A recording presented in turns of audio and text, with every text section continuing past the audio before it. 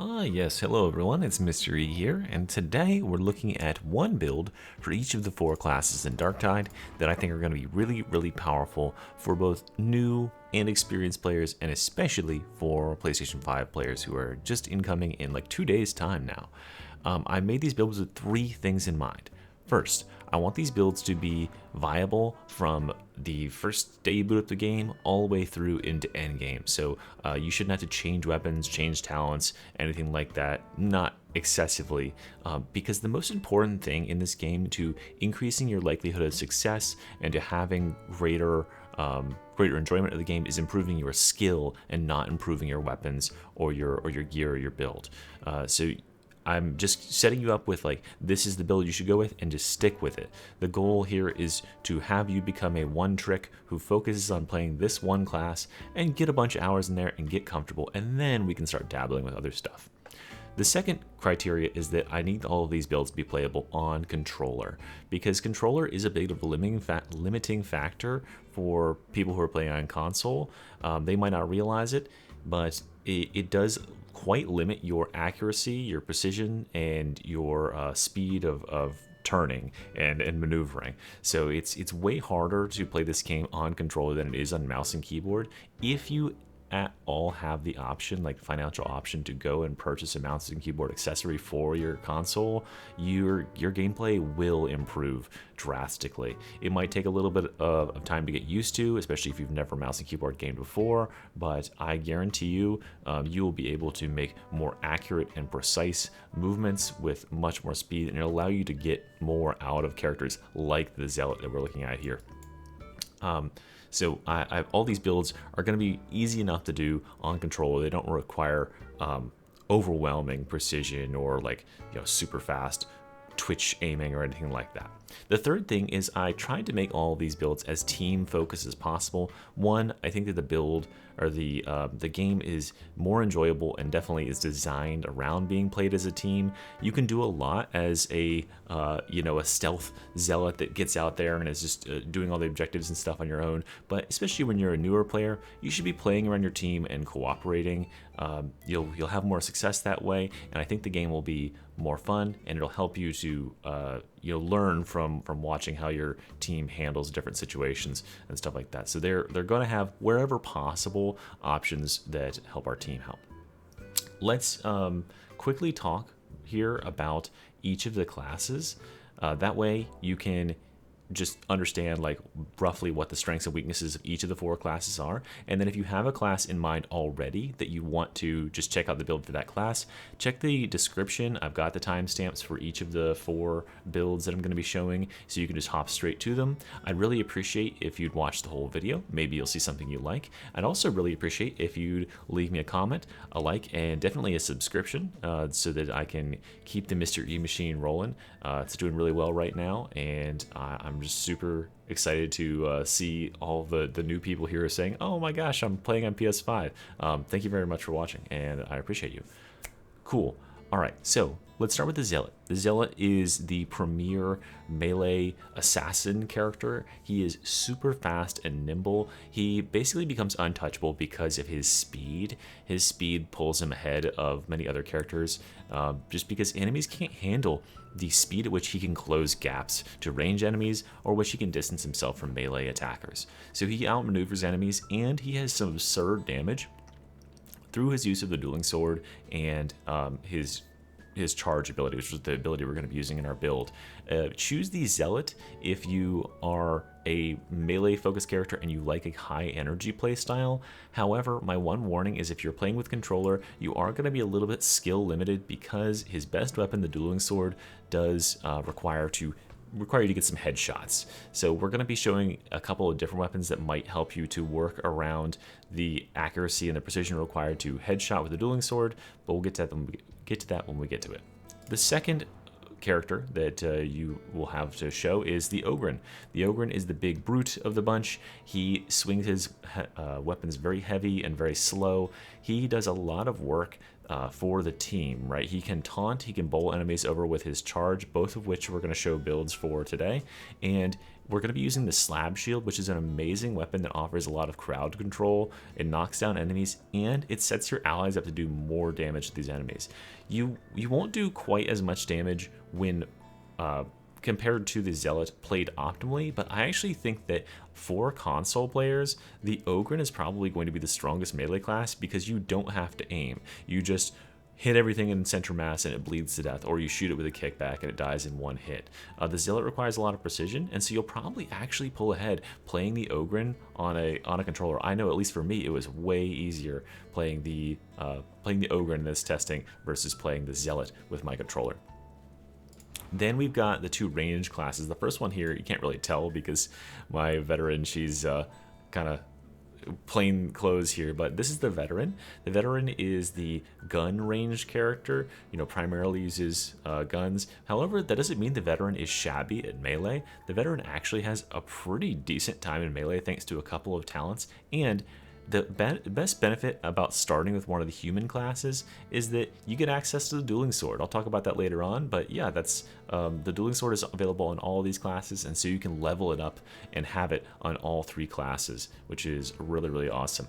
Choose the veteran if you are unsure of what pick you want to do, because the veteran is the most well-rounded class. It has good range damage, good melee damage, and really nice survivability all in one package, and I think it will conform very nicely with what a lot of people's experience coming into this game is, which is FPS shooters, and this is primarily a shooting class. And then we've got the psyker. The psyker is the mage class. Now the psyker can do a lot of damage, and it's really, really fun to play, but it plays very differently than the other classes because you're managing an extra resource in the form of peril, and peril can kill you if you let it get out of control. The build we'll be showcasing today does a lot of stuff to help manage that peril so it doesn't become such a big issue. My one word of caution would be, while the psyker does do some crazy damage and provide a lot of utility to the team in forms of cooldown reduction and the stagger from their staff, etc., they are a glass cannon. They're very, very fragile. So if you are having a hard time getting hit and getting beat up by enemies, I would be cautious at choosing the psyker because you can get knocked down pretty dang easy if you don't know what you're doing and manage your space wisely. So with that being said, let's go ahead and take a look at our first class, which will be the zealot. Okay, here we are with our first class, the zealot. Like I said in the intro, the zealot is the premier speedy assassin character. The faster you can play, the more coked up you are. If you popped a bunch of Ritalin, you are going to do good on the zealot. He flies around the map and he is super high energy. You can see from the footage behind me here that this class is played with speed and aggression. There is not much time for hanging back. You are getting in enemies' faces and stabbing them to death. Now let's go ahead and start with the talents. For all of these builds, I'm not going to break down each talent one by one and what it does for us. I'm going to speak about generally how the talents synergize together and what their purpose in the build is. So first and foremost, we got these two nodes right here. These two nodes are going to offer us a lot of horde clear because this one gives us horde clear potential, and they're going to offer us the ability to use our bolt gun, which does an amazing amount of damage per every magazine, to just mag dump on a boss's face and obliterate them. Since Purge the Unclean does extra damage to bosses, and Anoint Blood increases our damage when we're like right in their face. So a boss will be coming to get us, and we'll just go, not today, and shoot 15 rounds that each do 545 without any additional modifiers into their face, which is a lot of damage. You'll half chunk an enemy's health bar. This area over here is the beginning of every great zealot build. We've got Scourge that builds our crit chance. This is great because we want to be critting on this build. It's a crit based build. Enduring Faith gives us toughness damage reduction, so our shields are more tanky when we've crit in the last 4 seconds, which is pretty much all the time. And then to get our shields back, our toughness back, we use Second Wind, which activates on dodge. Now, if you are not good at dodging, you need to learn to dodge to play Zealot, because Zealot gets several benefits like Second Wind and Duelist out of dodging correctly. And if you are not a dodger, I would recommend playing Ogryn instead, to be honest with you, or practicing your skills and getting better with dodging. We come down this way, we grab Blades of Faith. Blades of Faith is a really, really great blitz ability. It's a grenade ability, throws a knife, and the only downside I can see is that aiming with any precision with the knife is hard on the controller. But, you know, you can see a specialist coming and throw 2 knives into them, and just it's as good as getting a single headshot. Then we come over here and Duelist. Like I said before, you need to dodge to get the benefit out of this, but it is a crazy amount of damage. So definitely take that, especially if you're going Dueling Sword. And then we got Until Death and Holy Revenant. These abilities allow us to fuck up. We can die every 2 minutes, and we get 5 seconds of invulnerability, and then after that 5 seconds, we regenerate up to 25% of our max health. We're not going to be stacking any health, so we'll have an extra 50 HP after that effect ends, which is nice. You know, that keeps us from dying and becoming a problem where the team has to revive you, and it might also buy you enough time to do something like revive your teammate in a pinch. So a very nice ability. You can drop it later on if you're very comfortable and you don't feel like you need it. Then we've got the best aura for Zealot, Benediction, gives your allies toughness. We've got the charge ability. This charge ability has many different uses. You'll learn them more by playing, but the basic use is closing the distance on enemies and giving yourself a guaranteed super crit. And by that, what I mean is this crit does extra damage and is guaranteed, as well as it penetrates all armor. So you can use this plus a heavy attack from the Dueling Sword or whatever weapon you're using to instantly drop a Mauler or a Crusher in one hit. Then we've got the Invocation of Death down here. Invocation of Death is probably the node that makes all the Zealot builds currently work. It triples your ability cooldown for 4 seconds whenever you get a melee crit, and we're critting a lot thanks to Blazing Piety, which is going to give us 25% crit when it's fully stacked at 25 stacks. Then over here we've got 10% melee attack speed, and we've got some stacking damage from Sustained Assault. So overall, this build is super serious. It can go well into endgame. You will have no problem running over anything up and including Auric Maelstrom with this build. If you get really comfortable and you don't feel like you need Until Death anymore, a slightly more optimized version of the build is this. You'll end up taking less damage because of good balance, but otherwise it plays roughly about the same. And then we need to take a look at our weapons. So first, let's address the curios. These curios are going to be basically the same on every class, though I will repeat them on every subsequent class. We're going to have toughness curios. Toughness is the main stat. And then if you are a newer player, you can choose a third one that has toughness. But as you gain experience, you're going to start to realize the value of stamina. So you want to grab a stamina curio. And these are the max rolls that you can have on curios. So these curios are perfect. This is what you should be going for. And then for perks on all of the classes, the perks you'll want to choose are toughness, stamina regeneration, and combat ability regeneration. Those are the best 3 perks for every class. And if you choose those, you're going to have the best chance of success. All right. Spearhead Bolt Gun is our ranged weapon of choice. This is a really great weapon because it's at once a sniper, it's a horde deleter, and it's a boss killer. So if you have a situation where a bunch of ragers or a couple of crushers and a mauler comes at you, and you're not confident of dealing with them in melee, or you're busy with something else, or it's going towards an ally and not you, you can swap this bolt gun in and dump a mag on them and pretty much obliterate their health bars. It'll also super chunk bosses, especially if you dodged recently, so you have that extra benefit from Duelist. This gun is insane, and it covers pretty much everything we need. The only problem with it is it's slow to pull out, but you can throw a dagger as you're pulling the weapon out to quick equip it, and we can use a dagger instead of pulling out the gun if there's like a special, like a trapper or something that's coming directly at us. Just throw that dagger right in their eye and they're dead, instead of having to swap to this thing, rack the slide, and then fire a shot. And then we've got the melee weapon for the build, which I think the optimal choice, the high skill, high reward, high risk, high reward option is the Dueling Sword. It is really, really a powerful weapon. It's the most powerful weapon in the game. It's going to be on every build, and you don't have to. This is something I'll speak to generally all the build. You do not have to copy the stats that are on the weapons that I have, unless I specifically say you need this, like I will for Ogryn in a minute here. But these are good ones to start with. You are welcome to experiment. There's lots of other good blessings, especially for the Dueling Sword, but these are ones that I've found success with. So if you have no idea what you're doing, go ahead and grab these stats right here and copy the stat distribution that's on the weapon, etc. So like I said before, this is a high risk, high reward weapon. You need to have enough skill to accurately land headshots, and that's because if we look at the inspector tab and look at the way the damage distribution is, if we are using the heavy attack, which is a rapier lunge that points directly into your enemy's eye, if you body shot enemies, you only do 340 damage. If you hit them in the head, you do 850 damage. If you critical in them in the body, you're doing 850 damage, and if you critical weak spot them, you are doing almost 1200 damage. So we definitely want to do this the most, right? And sometimes we'll get crits randomly, which is good, but not always. But we can always guarantee that we're getting at least a weak spot hit by aiming correctly. However, aiming correctly with this sword, because it is a point, like a very small point on the screen that it will be striking since it's a lunge, can be a little bit difficult. So if that's difficult for you because you're either playing on a controller or you're just not comfortable with the combat system yet, I would recommend changing to, oh, and by the way, you will need to make sure you're on the Mark IV Macabian. That's the best one. We're not going to get into big details about why, but it's the best one, has the best move set. And this is a cool cosmetic, so make sure you choose that cosmetic from the store.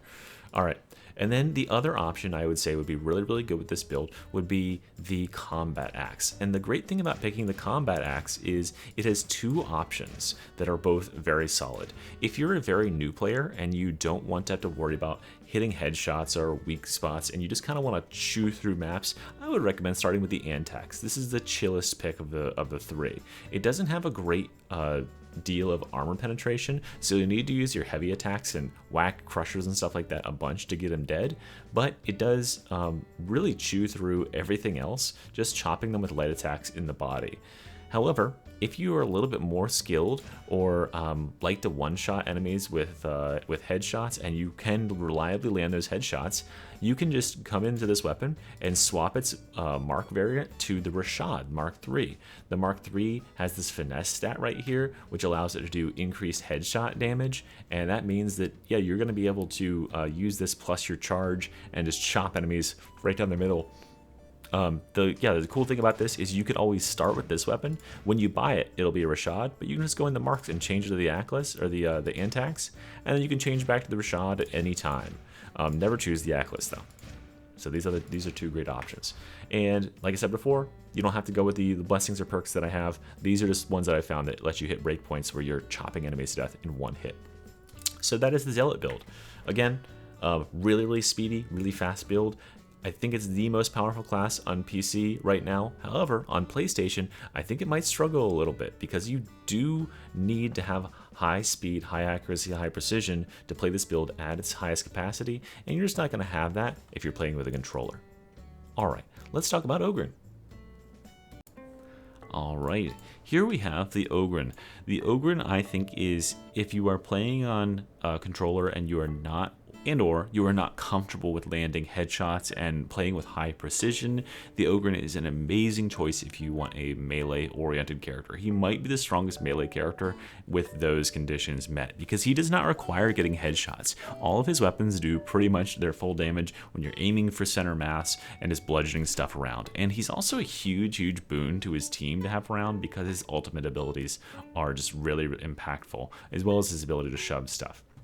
So let's go ahead and take a look at his talent tree, because I have two different builds that are only changed in variation very slightly. So this is our first build. This is going to be a more aggressive build. This allows us to regenerate our toughness by swinging heavy attacks up here with bust defense and smash them. And then we come over this way and grab frag bomb and soften them up. Frag bomb is a great screen clear in a pinch, and soften them up allows you and your allies to deal 15% more damage to enemies when you've melee hit them in the last 5 seconds, which is amazing. What an amazing assist for the team. Then Indomitable is the charge ability. The footage that's playing in the background right now has me using Indomitable, and this gives us extra toughness when we run over enemies, and it stacks our damage. So you'll run through enemies and you'll turn around and beat them all to death while they're on the ground. This is super aggressive. However, it's also like just a complete siege breaker. If you're in a bad situation, backed into a corner, or you need to save an ally, Indomitable is an amazing choice for that. We grab Batter here because Batter is a source of like a third of our damage. These bleed stacks that Ogryn applies are multiplied by Soften Them Up and a trait that we're gonna have to have on our weapon, and that makes enemies just bleed to death super fast. And then down here we go into the heavy hitter branch. This is the best branch for ogryn. The other two you should really be avoiding at all costs. I'll get to why on some of my later videos, but this branch gives us lots of damage reduction because we have bleeding enemies around us thanks to batter, and we get extra damage reduction when we're charging our heavy melee attacks, which we're pretty much always doing. And then heavy hitter gives us extra damage, toughness replenishment when we get kills, and attack speed once our heavy hitters stacked up.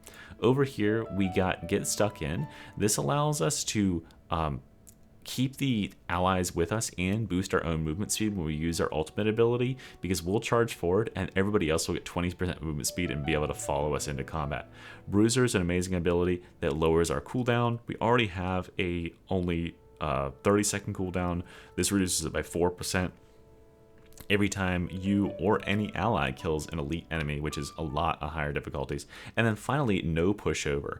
Now, no pushover is seems like a weird talent to take, but we are using the shield, and this allows us to just shove enemies like crazy. It throws them a quarter mile, and for bulwarks, the guys with shields, it staggers them and knocks their shield back so you can hit them directly rather than having to bonk around their shield or wait for them to swing. This is an amazing space maker. It comes up every 8 seconds, so you'll do a couple of heavy attacks and get a bunch of bleeds on these enemies, and then you'll just shove them away and they'll go lay on the ground and bleed to death over the next couple seconds. So I love this talent, and I think it makes the build so much safer and more usable. Let's take a look at the weapons, and the weapons are the Battle Maul and Slab Shield. My recommendation with this weapon, yes, you can use the shield, blocking to block sniper bullets and range attacks, but the way you keep safe with this weapon is not blocking and walking everywhere. It's by getting in close on enemies and just beating them to death. You need to be aggressive as an ogryn in order to survive, because every time we get a heavy melee attack on an enemy, we gain 20% toughness and an extra 10% if we kill them. So we definitely need to be in the fray, just bashing enemies and killing them. We're going to be spamming the heavy attacks with the shield, which you can probably see in the footage behind me right now, just over and over and over, and this is just gonna put a ton of bleeds on enemies, knock them around, and make the game an absolute breeze in most conditions. The blessings you do need here, I will pause on it for a second so you can copy those blessings down if you're looking at it. Skull Crusher is the most important here, because if you stagger enemies, they gain an extra 40% damage taken, which means that the bleeds that are on them from the heavy attack you just did are making them are doing 40% more damage, so they'll bleed out really easy if you've got Skull Crusher on them. And it works for allies attacks too, so you can make them very vulnerable to getting blown up by your allies. And then for the range weapon, we have the kickback. This is a shotgun, ostensibly, but what it actually is a sniper rifle. You can use this at any range. At close range, it can destroy anything that's not in heavy armor. It'll just pop them and kill them in one, like a charging mutant or a rager. But at long range, if you've got a bomber or a sniper who's 50 meters away, just aim this thing at them and shoot, and 9 times out of 10 it will kill them, because each little individual pellet in there, if it hits, it has a minimum pellet count, and you can see how much damage it does. 1680, and these enemies only have 500 HP, so they just get turned into dust by being grazed by a single pellet of this thing. This is an amazing weapon. It does take a little bit of getting used to because it's a single shot, but I think it's by far the ogryn's strongest weapon. And then for curios, just grab all toughness curios. We don't need a whole lot of stamina because the ogryn runs out of has a good base stamina anyway, and he doesn't really use a whole lot of stamina in his general combat. Just go ahead and grab that extra toughness and make yourself that much more survivable. And then for perks, the exact same as on the zealot: extra toughness, extra combat regen, and extra stamina regen, and that'll be the same across all three. All right, let's look at the other variation that you could play, because this is the aggressive variation of this build. If you want to be charging into battle first and disrupting enemies and topping the damage meters. If you want to be supporting your allies a little bit more, you could make a very quick variation. That's this. You can see the differences right here. We lose these nodes over here. and we lose these nodes down here, but we pick up attention seeker, which is going to mean that when we push enemies, they get taunted to have to attack us. We pick up the taunt ability, which is going to taunt every enemy within a huge radius to come and attack us and make them vulnerable to damage. And we pick up this last node up here for an extra 25% toughness.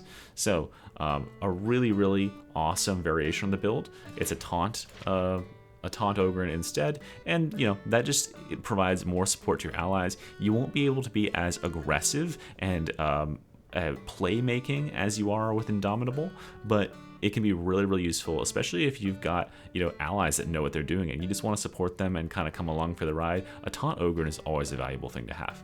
So I think this is a great build, probably the easiest melee build to play, and it's going to have great results. Just keep swinging those heavy attacks and taunting and pushing and shoving, and you'll do fine on the ogryn. Okay, and here we are with the veteran. Now, one thing that's really great about playing the human classes first, if you haven't chosen yet, is that all three of the human classes are going to be able to use the dueling sword. The dueling sword is the best weapon in the game right now, and due to the way that leveling weapons works currently, if you play one class and level up your dueling sword and get your mastery available for it, you can then swap to playing a different class and you'll have full mastery on that dueling sword. So I played dueling sword on psyker for a while, and so I had it fully leveled up when it came to both veteran and zealot, and was able to just grab a new copy and add in the blessings and stuff I wanted over there. So that's just a great thing about playing human classes, is you do get that extra benefit of having a one weapon that you can get the mastery for that's applicable to all three. And of course, the general skills that come with playing the human classes is a little bit different than playing with the ogryn. So if you haven't decided really, I would start with probably one of the human classes, and I think that the veteran is a great choice for that. So here's the veteran's talent tree.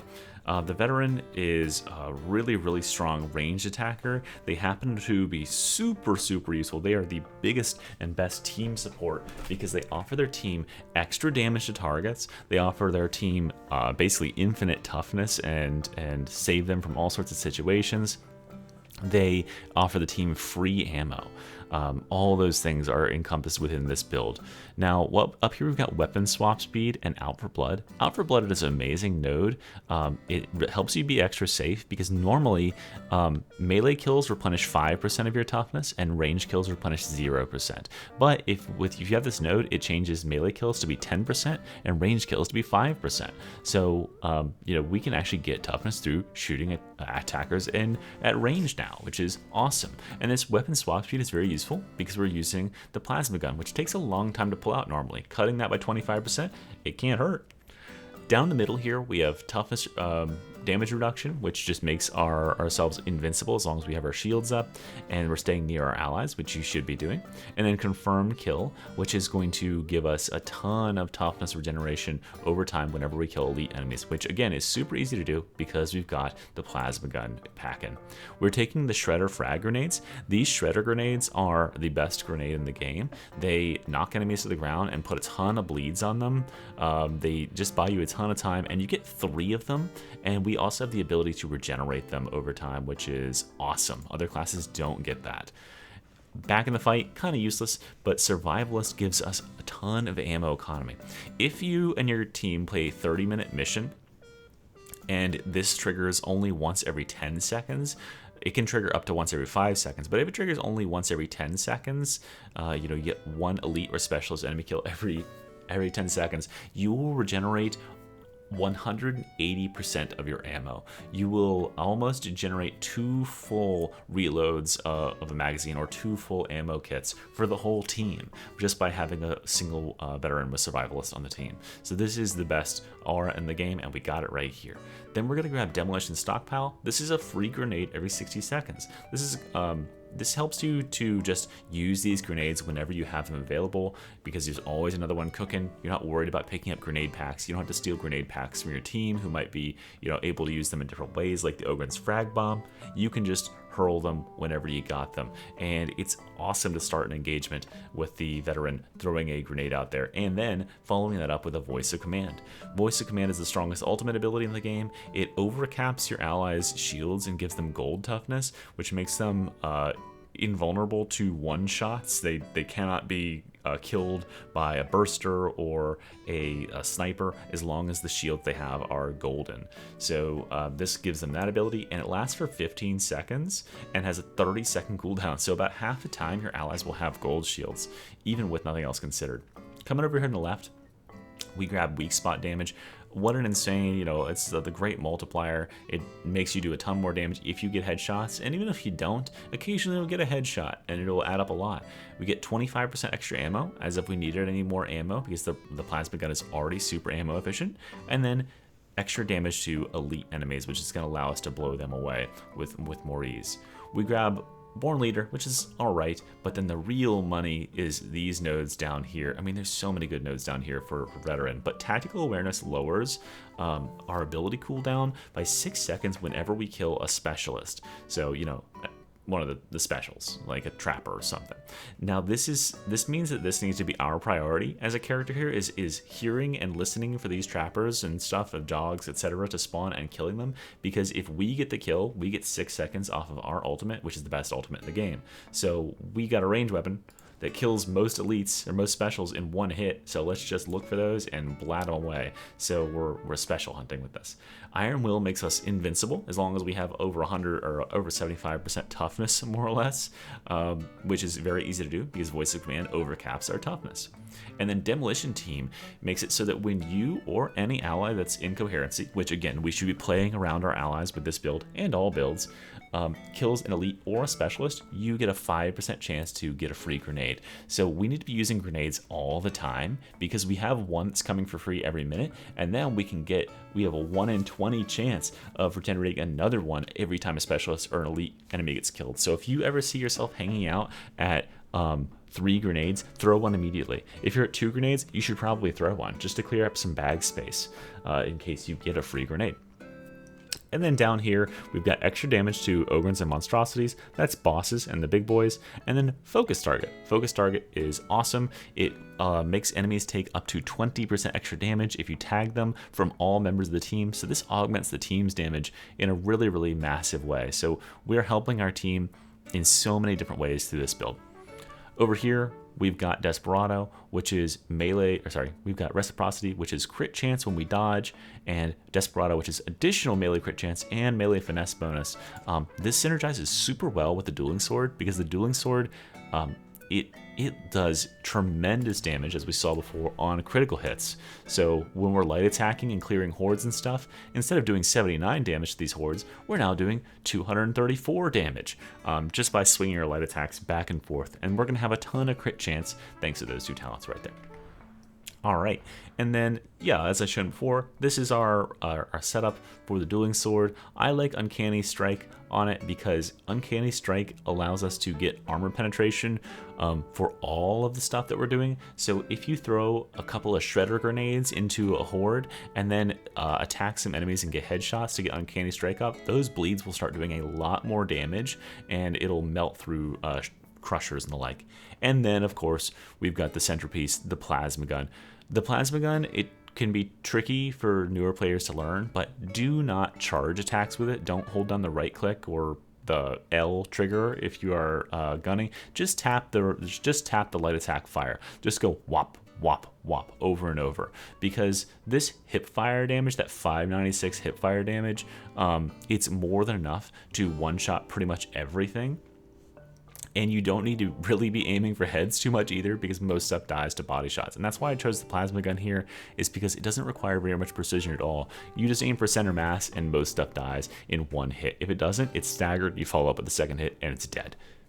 And then for curios, you can go all 3 toughness curios, or if you feel like you need the extra max stamina, you can go for 1 max stamina curio here. But they have the same perks as all the other trees have, and it will for the next one too. Toughness, additional combat ability regen, and stamina regen. All right, so one more time, just looking over everything in the tree. And yeah, I think this is probably, if you are completely undecided and you just want to start playing the game and you want to be useful to the team and not hold anybody back and do a good amount of damage, this is the build for you. This build is super, super well rounded. It has access to the strongest grenade in the game, the strongest aura in the game, the strongest ultimate ability in the game, and the strongest ranged weapon in the game, and the strongest melee weapon in the game. I mean, how could you go wrong with a build that's made of those parts, right? So this is absolutely an S tier pick if you're completely undecided. And finally, we have the psyker. Apologies for how dumpy my psyker looks, but it's not about that. It's about what's on the inside that counts, specifically our psychic powers. So this is a really, really easy build that can pull a ton of damage. It uses the lightning staff. I think lightning is just really fun. It offers some good stagger for your allies and deals with specials and all that stuff really, really easily. Not much aiming required. It's also very easy to manage your peril with this build because sometimes you can blow yourself up as psyker. So I tried to build around that as much as possible. So up here at the top of the tree, we take pretty much every node that allows us to regenerate our toughness. We're going to be getting a ton of critical hits through this build, so these two nodes are very nice. And then coming down this way, we're going to go for Brain Rupture, just because we can get Kinetic Flare. This is, it seems like it's a long cooldown, right? 15 seconds, but Brain Rupture is a good amount of solid damage, and every 15 seconds we'll pop a Brain Rupture on a target and just eliminate them from the fight immediately. And it triggers off of shocks, off of light attacks, all that good stuff. So it's kind of free damage. I don't see too many reasons not to take it with this way this build is set up. Coming down this way, we grab Psykinetics Aura. This is a great, great way to help your team. This and the next note we're going to talk about. The Psyker, this is not even an aura, and it's called Psykinetics Aura, and it has one of the best aura abilities in the game. Anytime you or allies in coherency with you kill an elite or a specialist, it decreases their ability cooldown by 5%, which is awesome. It makes everybody's abilities come up so much quicker. So having a psyker on your team with this is huge, and it's the number one reason why I'm going this path instead of going over here for a sail, which is even easier to use than whatever I'm making here. Also, sail's kind of boring, but yeah, Psykinetics Aura is awesome, and you will help your team a ton by having this. You'll also help your team a ton by having Seer's Presence, which is an additional 10% CDR. So you might have noticed that all the curios we've shown and all the builds so far have had cooldown reduction on them because it's that powerful. And if you have one of these in your team, you have an additional 10% and then an additional 5% every time an elite or specialist gets killed. You'll have ultimates all the time, and ultimates are super, super good in this game. We need to be playing together and helping our allies to get their ultimates. Then down here we have Empathic Evasion. This makes it so that you can actually kind of trade with range attackers because we're going to be getting lots of crits through our electric staff, and this will make it so that they can't hit us for one whole second after we shock, and that's pretty much as often as we're shocking. One with the warp is some extra toughness damage reduction, which is very nice. But over here we got Venting Shriek, and this will take a second to explain. But Venting Shriek is a great ability. You'll see me using it in the background footage. But every time you are about to blow yourself up, you can use Venting Shriek to stop the animation of, oh my god, I'm gonna fucking burst, and go back to drop 50% of your peril immediately. And this is awesome as a whoops, I fucked up and overloaded myself button primarily, but also it can put out an insane amount of damage thanks to Creeping Flames. Creeping Flames, when you have over 85% peril, which you'll see on the peril gauge in the center of your screen, if you use this ability, it'll put 6 stacks of Creeping Flames on all the enemies that are within range, and the range of this ability is massive. It does not seem like it because you can't actually see any projectile or cone or whatever that's painted in front of you, but if you use this, you'll see enemies like across the room have suddenly got afflicted with Creeping Flames, and it just so happens that 6 stacks of Soul Blaze, the Creeping Flames, when it's maxed out, is enough to kill all trash enemies in the game, which is awesome, because the thing that this build struggles with is cleaning up small trash enemies. Like larger enemies like elites and specials and stuff like that, it melts them with the lightning charges. But in order to clean up those small enemies, you'd have to pull out your sword normally, but with this you just go whop and everything will burn to death in a couple of seconds. It also gives us a peril generation reduction if we hit a large group of enemies, which we should be trying to do, which allows us to cast a lot more for the next 5 seconds. Coming all the way out this way, we're going to get extra damage as our peril increases. It's nice to be able to ride, it's nice to be able to ride that line right before you overload and get that extra damage out of it, and we grab this 5% crit chance out here, because we're trying to crit with this build. We grab 30% quell speed here. You could also grab the radius for your coherency aura, just so more people are getting that that damage reduction, or that cooldown reduction, I mean. But I think this is the good and selfish choice here.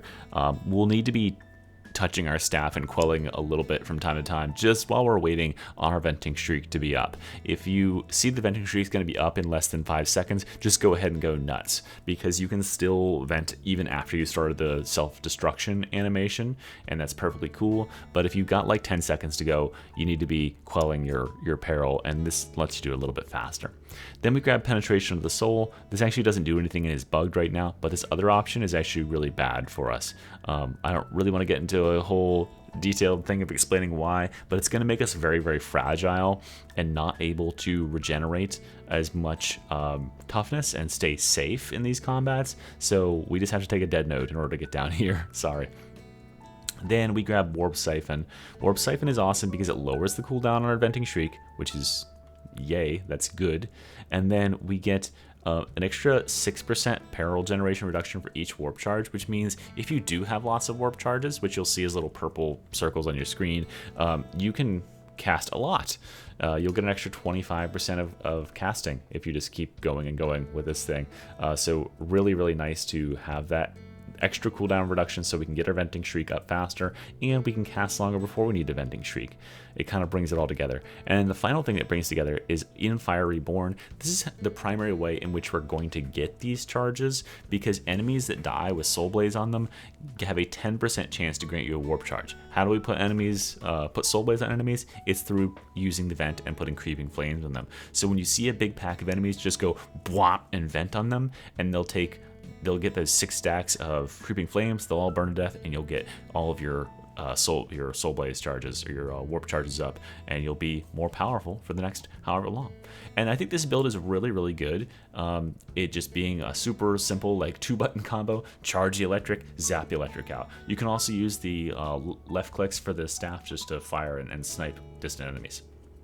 Let's check the weapons out. We've got the Dueling Sword, surprising no one. It returns for the 3rd time. We are also using Uncanny Strike again on this, because Uncanny Strike, remember, it stacks rending on our character, which is a buff for us that makes all of our attacks and our Soul Blaze do extra damage through armor. So if we get a bunch of Soul Blaze, if we go bwah on a big horde of like crushers and maulers and stuff like that, who are maybe being held up by the ogryn, or they're knocked to the ground by the veteran shout or whatever, they're going to start burning. But now we can stack Uncanny Strike by hitting an enemy in the head, any enemy in the head, and it'll make all of the burns that are out there in the field start to do more damage, which is awesome. You'll see you'll see when you play, but the footage that you're watching in the background right now, I had like 30% of my damage was done by that Soul Blaze, and I'm not even spec'd into Soul Blaze. It's just from that venting shriek Soul Blaze just being put out every time I possibly could, which is awesome. Then we've got the Electrokinetic, or the Lightning Staff. I love this staff. It's super, super easy to use. It's really easy to overload and blow yourself up with the other staffs. I was thinking about having this be a Void Blast staff, the one that paints a little circle on the ground, but this one is so much easier to not kill yourself with, and I think that's great for me sucking at psyker and also new players. You want critical strike and critical damage. It's good stuff. We're doing tons of crits. This weapon already has a huge critical bonus. When you get a crit on this weapon, it blows enemies away. The left click is purely for like spamming down hordes of enemies, just gunning at head level, and like sniping really distant enemies, because it does a ton of damage. And if you do get a crit, which is like 50% chance, it'll shoot 2 bolts instead of 1. So we can use this to damage bosses. It does a lot of good boss damage, and it gives us 5% range crit chance, which is something we already want anyway. So if you didn't even use the left click that much, Surge is still a really good choice for a blessing. And then the other choice we want is Warp Nexus for the blessing. That's going to give us up to 20% crit chance based on our peril. So anytime that we are at high peril, we want to hang out there as long as possible to get as many crits as possible. And you'll see in the background footage, the way I play this is I'm just going through the level, and anytime the enemy gets close to me, I'm charging up my staff and going zzz, zzz, zzz. If a lot of enemies are getting around me, I push myself into high peril and I start to overload, and then I vent everything on them, and then I create some distance by running away, and I start to zap, zap, zap again. You'll want to play around your team, as with all builds, because you are a glass cannon, and you're not going to be as sure of yourself as I am in a lot of these situations to get separated from the team and do my own thing. But yeah, this build puts out a ton of damage, and it's really useful to the team too, because the electric shocks from your staff, it knocks back specials like dogs and bursters. It instantly kills trappers and snipers if you catch them with a lightning bolt, and it also just provides a lot of CC. Like, it makes enemies stand still and be electrified so your allies can do stuff. And then you have Venting Shriek to consider, which also knocks enemies back too. So a lot of effective crowd control you can provide to the team. And then, surprising no one, we have, oh my god, I haven't fixed this curio, but surprising no one, we have 3 toughness curios with extra toughness, ability combat, or combat ability regeneration, and stamina regen. And that's it, guys. Those are really good builds. One solid build that should be really, really easy to play and get all the way into the higher difficulties with on any console or PS5, whatever, or PC. That's going to be good for everybody. What my recommendations are, if you're completely undecided at this point still, probably grab Veteran first. And definitely, you know, use the dueling sword, get the dueling sword leveled up, because it's good on all the human classes. And then if Veteran really isn't clicking for you, try out the Zealot, try out the Psyker. I would leave Ogryn for last unless you were absolutely dead set on playing Ogryn, because he's just so different than the other classes. He's a different boy. He's special like that. Anyway, y'all, I hope you appreciated this video. I hope it wasn't too long, and I hope it really helps. I'm very excited to see all the new players that we're going to get and seeing them get excited about the game that I love so much. And I'll see you in a couple days. All right, y'all. Thanks very much for watching. Mr. E out.